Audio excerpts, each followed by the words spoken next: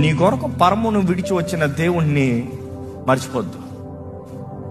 నిన్ను ప్రేమించి నిన్ను రక్షిస్తానికి ఆ సింహాసనాన్ని విడిచిపెట్టి వచ్చిన యేసుని గురించి ఇతరులకి చెప్తానికి సిగ్గుపడద్దు. ఈరోజు నువ్వు రక్షించబడితే మాత్రం చాలదు, నేను ఒక్కటే పరలోకానికి వెళ్ళిపోతాం అనుకోవద్దు. నీతో పాటు 10 మందిని తీసుకెళ్ళు. 10 మంది నువ్వు తీసుకెళ్తే దాన్ని బట్టి నీ స్థానం పరలోకంలో గొప్పది. నేనేదో గొప్పవాడిని అయిపోతా కాదు. దేవుని రాజ్యంలో ఎవడైతే ఎక్కువ మందికి పరిచయం చేస్తావో వాడు గొప్పవాడంట. 10 మంది ద్వారా పరిచయం చేసుకున్నవాడు గొప్పవాడు కాదంట.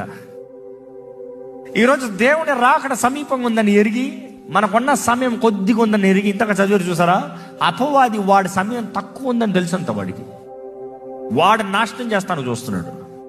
దేవుని రాకడ సమీపంగా ఉంది, ఆయన వచ్చాడనుక నశించిపోయేవారు ఎంతో మంది ఉన్నారు.